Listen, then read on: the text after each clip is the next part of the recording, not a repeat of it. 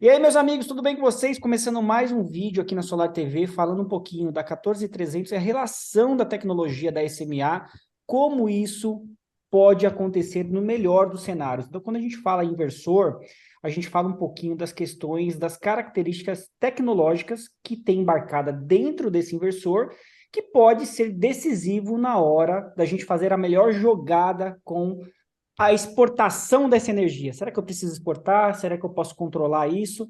E para isso aqui a gente recebe duas grandes personalidades do setor.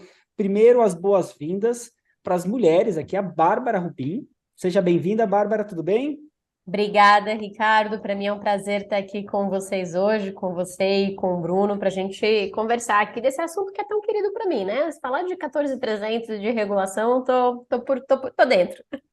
Maravilha, isso aí muito interessa o mercado, porque a gente tem muitas dúvidas, né? E cada vez mais a gente fala, agora eu sei e eu não sei nada, eu preciso saber mais um pouco. Então, nada melhor que a Bárbara aqui do nosso lado para ajudar com isso.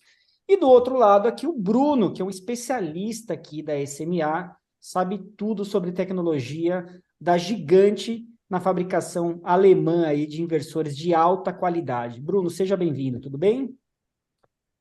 Boa tarde, pessoal. Eu que agradeço o convite aí. Obrigado, Ricardo. Obrigado, Bárbara. Tamo aí para agregar aí, o que a gente conseguir.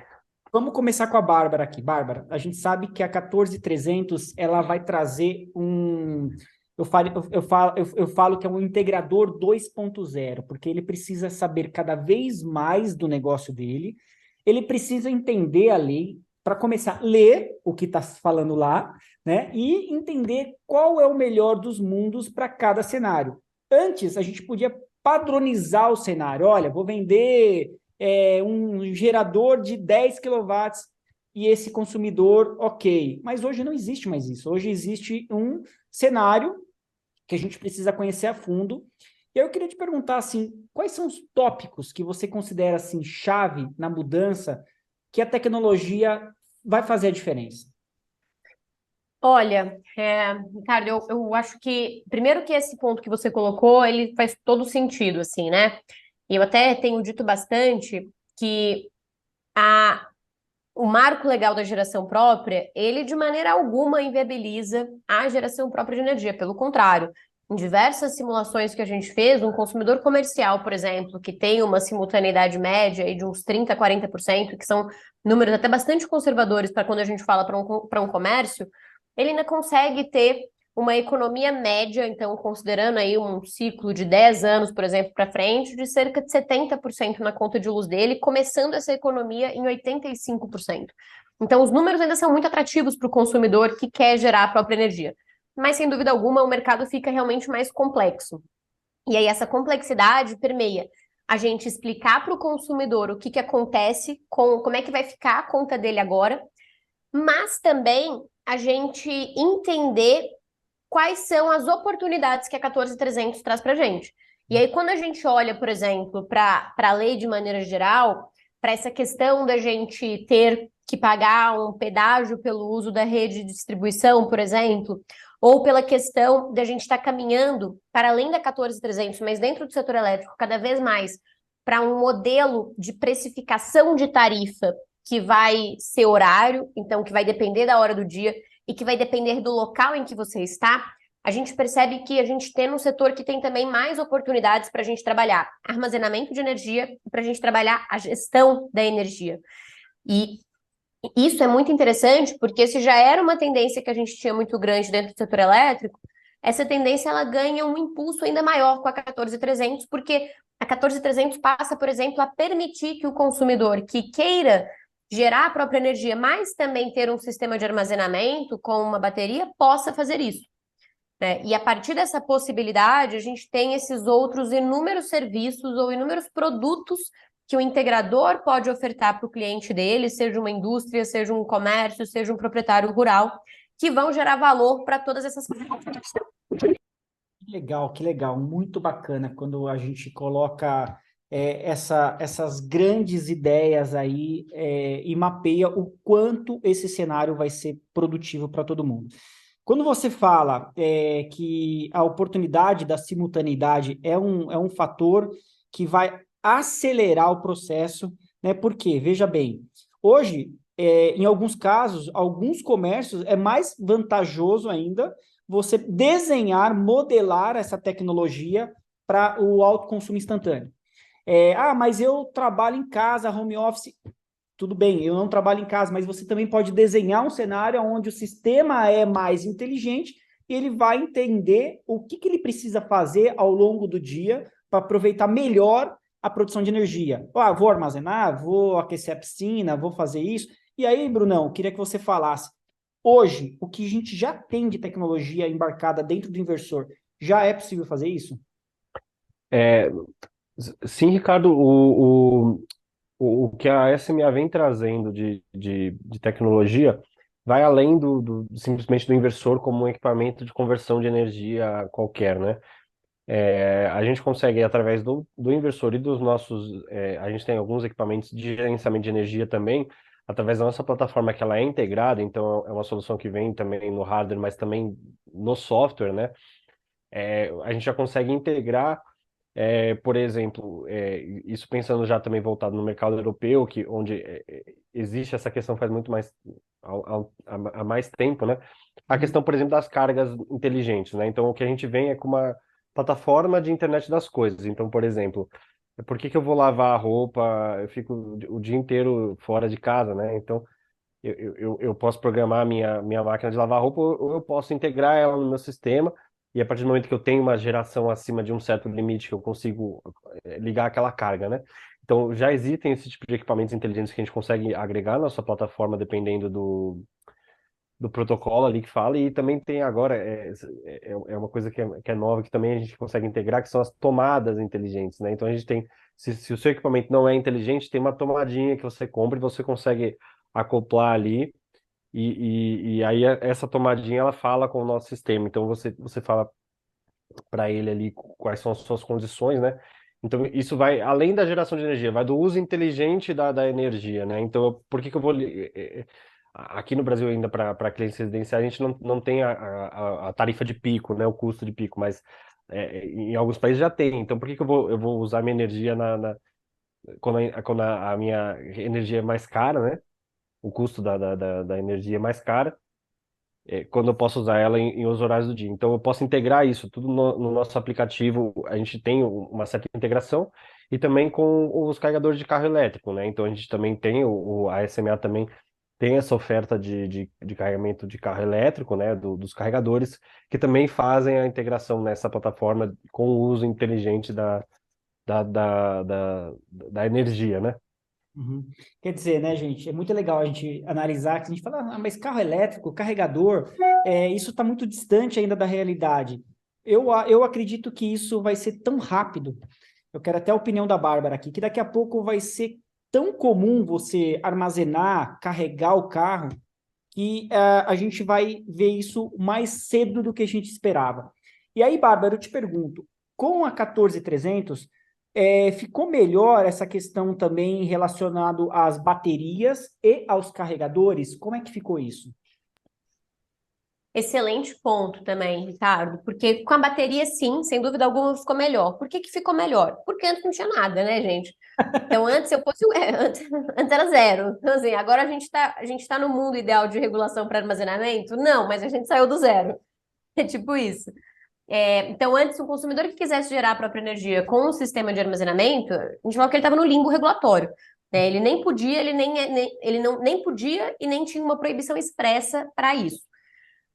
Agora não, agora é permitido, né? Inclusive a distribuidora não pode, por exemplo, questionar ou dizer que ele não pode ter o sistema de armazenamento dele com o fotovoltaico conectado na rede, inclusive para permitir que ele faça o tal do peak shaving, né? Que é controlar realmente quando é que a gente vai injetar ou não e assim por diante. Para veículo elétrico, eu diria que a 14300, ela tem um impacto indireto, né? Por que indireto? Porque a grande tendência que a gente vê é que o consumidor que quer um veículo elétrico, ou que tem um veículo elétrico, seja antes, seja depois, ele vai instalar um sistema para gerar a própria energia, se ele tiver condições de fazer isso. Portanto, se ele tiver uma casa, Uhum. né? Então, trazer mais segurança para essa possibilidade é extremamente importante. E aí, ao trazer o armazenamento para o sistema de geração fotovoltaica, a 14300 ela acaba estimulando indiretamente os veículos elétricos, não somente, né, por trazer mais segurança para a geração própria, mas porque essa bateria, por exemplo, ela pode ser um carro elétrico.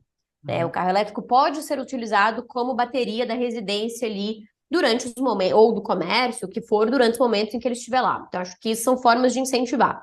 Um ponto muito importante, Ricardo, e que pouca gente sabe, né, ainda é muito desconhecido dentro desse nosso universo que a gente olha de regulação e dentro do setor de geração própria de energia, é que quando a ANEEL, lá no final de 2021, trouxe a Resolução 1000, ela trouxe para dentro dessa resolução também umas disposições que já existiam antes sobre as instalações para recarga de veículo elétrico. Então, a gente já tinha, há alguns anos, a possibilidade de você ter uma estação de recarga, e aí até talvez o que seja novidade para algumas pessoas, a possibilidade de você, inclusive, comercializar a energia via a sua estação de recarga, então já havia regulação para isso. E agora isso também está consolidado dentro da Resolução 1000, tem um capítulo específico para isso, que é o capítulo 5, que trata da utilização, de como é que a gente instala a recarga e como é que você consegue se remunerar a partir de uma estação de recarga, que não deixa também de ser uma outra oportunidade de negócio. Então, imagina o integrador que está vendendo um sistema fotovoltaico para um supermercado, por exemplo, e aí já falou, ó, você não quer aproveitar e instalar uma estação de recarga? Ou mesmo que você não instale hoje, você não quer fazer um sistema, pensar já num sistema um pouco maior, porque se você pode colocar uma estação de recarga, virar um polo para a sua localidade aqui e aproveitar essa energia para abastecer a estação de recarga e ser remunerado por isso. Então, a gente tem toda essa facilidade. Que legal. Quando a gente fala nesse cenário, né, de transição energética e a gente fala de uma conexão de internet das coisas, a gente fala de um aumento da carga entre 40% a 100% da eletricidade que vai ser demandada para carregar carro, cozinhar com fogões elétricos, aquecer uma edificação com bombas elétricas. Então, a gente sabe que a rede não está acompanhando isso. A rede vai precisar sofrer não só aqui no Brasil, mas no mundo, vai precisar sofrer uma grande transformação para acompanhar o ritmo do que está sendo implantado hoje, de sistemas renováveis que vão suprir aí. Por isso que é importante a gente falar um pouquinho da independência de cada um em ter a sua mini rede, né? E uma segurança energética, que a gente não fala isso agora, mas alguns países que têm uma economia avançada já estão passando por crises parecidas com isso. Os Estados Unidos, recentemente, em 2021, aconteceu isso. Né? O Texas estava fora das grandes redes e teve um grande apagão lá e ficou 5 dias sem energia. Isso foi gravíssimo. A gente fica 1 hora sem energia, a gente já sente o impacto, quanto isso impacta. E o que o Bruno falou foi muito legal, porque assim, a gente não está inventando a roda. Esse sistema da SMA, essa inteligência no sistema, já existe há anos lá fora. A gente só está trazendo para cá e fazendo tudo conversar. Então, é muito legal que o consumidor saiba disso, que a gente tem grandes fabricantes, a SMA é um deles, e que a gente tem aí, sim, uma modelagem com a 14300, que vai trazer muito mais negócio para quem se especializar, para quem correr atrás agora. Né? Porque a gente fala, tem aquele famoso funil que muita gente vai ficar fora. Por quê? Porque não existe mais mercado para amadores dentro desse sistema. Existe um mercado para gente que está querendo realmente fazer um negócio diferenciado no setor elétrico. Você concorda com isso, Bárbara? Concordo completamente, Ricardo. Eu acho que a gente fala que agora a gente vai separar o joio do trigo, eu diria, né? Não só do ponto de vista de empresa que fornece esse serviço do integrador, mas também de empresa que fornece o equipamento, por exemplo.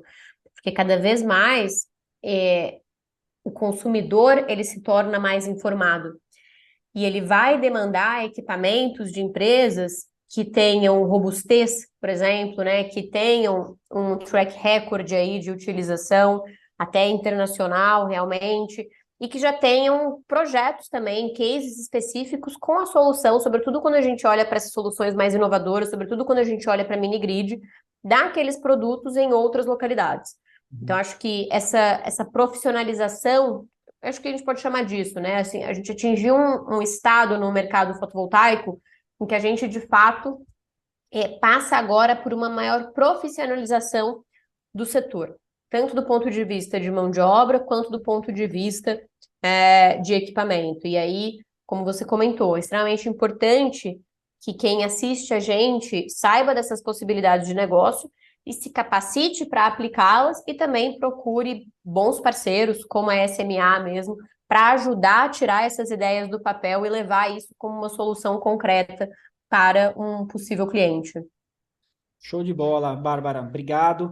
E, Bruno, para a gente ir indo para o encerramento aqui, eu sei que a SMA, quando a gente visita a SMA nos Estados Unidos, na Alemanha, a gente sabe o quanto a SMA ela está presente com uma solução completa, um ecossistema completo.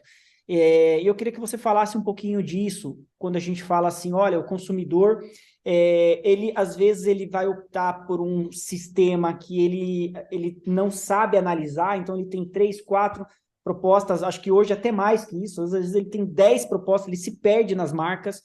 Então eu queria que você desse uma dica, assim, como ele pode procurar mais informações para falar assim, olha, quais são os pontos chaves que você precisa ficar sabendo. A gente sabe também de problemas de retrofit precoce em usinas fotovoltaicas, por quê? Porque aquele inversor que prometeu isso não cumpriu. Então, essa profissionalização, é como a Bárbara falou, se estende aos fabricantes. Bons fabricantes, eles vão ser reconhecidos, vão passar essa curva de muitas oportunidades, muita gente oferecendo tudo, e depois a gente, na hora do vamos ver, quem é que está fazendo um bom trabalho. Então, queria que você desse algumas dicas aqui para o consumidor que está assistindo a gente agora, como ele pode escolher uma boa marca. Eu sei que você vai falar da SMA, mas pode falar também como escolher uma boa marca de uma forma genérica. Não, perfeita a colocação, até o que a Bárbara também comentou com relação ao track record, né? Então, a SMA é uma empresa voltada para o mercado de renováveis, né? Então, quando a gente escolhe uma empresa que tem, por exemplo, a SMA há mais de 35 anos trabalhando com energia solar, mais de 40 anos aí de existência, né, no setor. Então, assim, o primeiro equipamento que a SMA, o primeiro sistema que a SMA colocou para sistemas isolados com bateria foi em 1999. Então, e não foi um piloto, né? Foi já comercialmente falando. Então, hoje Quase um a pouco SMA... mais velho que eu, Bruno. Ô, Bárbara, essa época você nem sonhava em falar em renováveis, né? Você nem imaginava, você nem sabia que era Oh, isso. mas eu já estava mandando carta para a WWF me preocupando com o meio ambiente. Esse negócio é Então, um então a ponto. Bárbara, olha só. O Bruno, e detalhe, esse sistema está rodando até hoje. E a história da SMA é muito interessante também, né? Que ela foi uma das primeiras a pensar o inversor fotovoltaico. Isso, é. Então, surgiu, né? Então, na faculdade, no laboratório, o inversor para uso fotovoltaico então isso vem lá de trás, né? É uma empresa que foi formada para isso, né? Então, o pioneirismo, assim, tá na raiz, né, da empresa, né? Tanto o pioneirismo em aplicação como em inovação também, falando em patentes e tudo mais. Então, hoje que a Bárbara puxou o níquel track record, né? Hoje a SMA conta mais de 5 GB em sistemas de armazenamento pelo mundo, né? Então, nos mercados, os principais são Reino Unido e Estados Unidos, né? Mas aí a gente já tem casos também na Austrália sendo bem aplicado isso.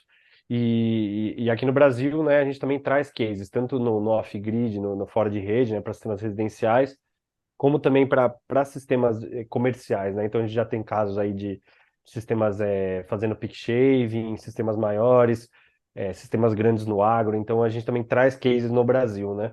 Então isso também é importante, né? Não adianta trazer tudo lá de fora. A gente tem que ter aqui no Brasil também as aplicações, né? Então, sim, hoje a SMA traz o portfólio completo, tanto do residencial pequeno, então sisteminha de backup, até sistemas mais voltados aí a consumidores industriais e comerciais.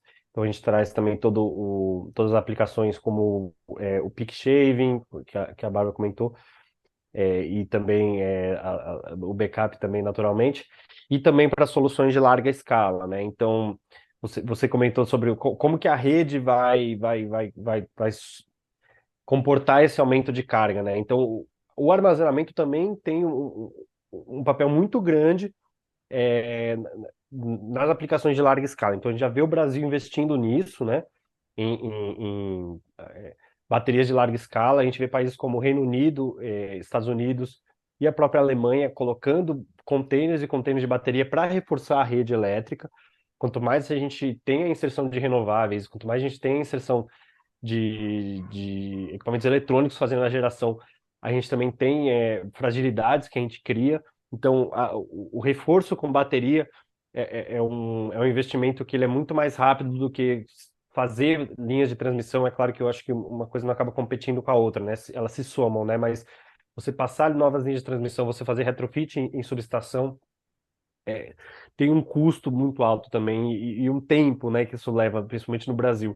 Então a gente vê aí já sistemas de bateria de grande porte sendo colocados aí em funcionamento no Brasil, e a SMA tem também toda a gama de equipamentos para esse tipo de sistema. Então a gente vai desde o pequenininho residencial até os maiores sistemas do mundo, a gente consegue aí é, é, atender, né, essas aplicações. Muito legal, muito bacana, é bom saber disso e vamos ver os próximos capítulos aí, que eu acho fantástico esse bate-papo aqui para a gente mostrar para o consumidor e cada vez mais dar poder para ele que, né, daqui a pouco ele olhe e fale assim, eu reconheço a marca X ou Y, né? Isso ainda no solar está caminhando no Brasil para isso. E isso vai ser muito saudável para o mercado. Quando a gente fala de marca de carro, você sabe por que aquela marca é um pouco mais cara, por que aquele computador é mais caro que o outro, porque você usa isso no dia a dia, né? E a nova revolução das baterias, eu lembro da revolução quando foi no celular, né? A gente tinha celular, eu sou mais velho que a Bárbara não lembra disso, mas mas quando a gente tinha lá os StarTAC, Nokia, aquele celular ele não ficava ligado o dia todo, a função dele era falar. E aí a bateria dele também não durava muito tempo. Então a gente tinha que usar com otimização. Hoje, cada vez mais a gente diminuiu isso e trouxe mais tecnologia para aquele computador de mão, aquele smartphone, né? E a gente falava de um telefone, não de um smartphone. E é a mesma coisa agora das smart grids, as redes inteligentes que vão ter tudo interconectado de uma forma que a gente vai conseguir fazer muita coisa legal com a gestão da energia na palma da mão, né? Tá aí a abertura de mercado em 2028 no Mercado Livre, que vai ser muito bom isso também. Então tem muita coisa para a gente falar aqui, mas a gente vai deixar isso para o próximo capítulo. Combinado? Perfeito. Aproveito já para agradecer o convite, Ricardo. Prazer também estar aqui com você, estar aqui com você também, Bruno. SMA é uma marca que eu super admiro aqui, que sem dúvida alguma é muito alinhada com a excelência que a gente prega também, que a gente preza aqui na Bright. É isso aí, pessoal. E para a gente finalizar, vou pôr meu bonezinho aqui da SMA. E ó, beijo para vocês. Até a próxima. Valeu, pessoal. Valeu, pessoal. Obrigado. Valeu. Beijo.